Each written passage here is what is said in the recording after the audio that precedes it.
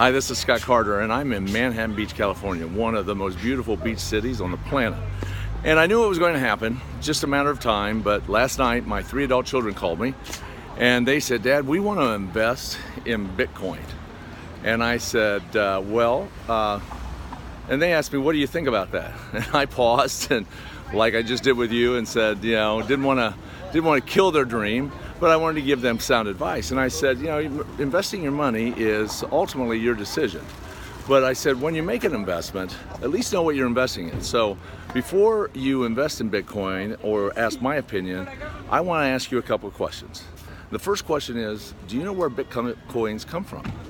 Do you know the product that you want to invest in that's trading at $15,000 to $18,000 each time you buy it?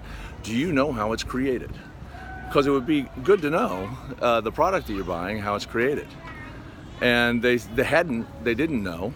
And I said, now if I told you that there was an application software that you put on a server, and that software solved a complex math problem, very complex math problem that takes a lot of time and effort and a lot of computing ability.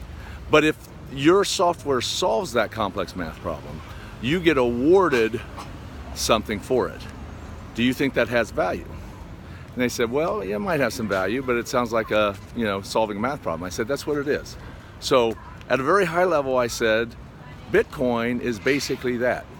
It is software that goes onto a computer server, solves a complex math problem, and for that software or that server that solves that problem, they are awarded Bitcoins. That's how you mine Bitcoins.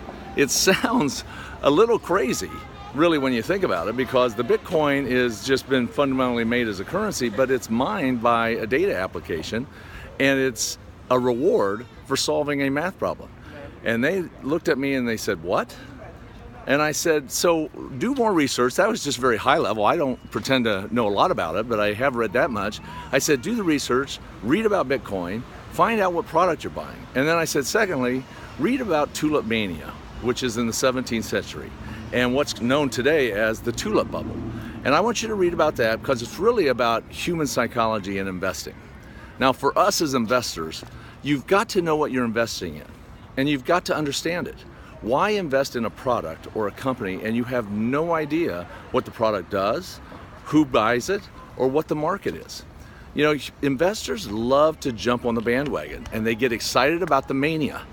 And I hesitate to say it, but I think that is exactly what Bitcoin is. Everyone's excited about being a part of something that is, quote, a get-rich-quick scheme. There really is no product there. Now, the blockchain technology underneath it is interesting, but Bitcoin itself is just one component on top of that technology.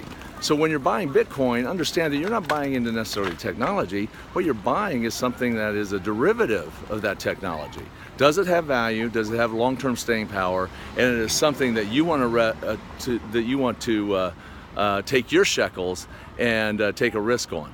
Understand your product, know what you're investing in, and then if it still makes sense, jump in.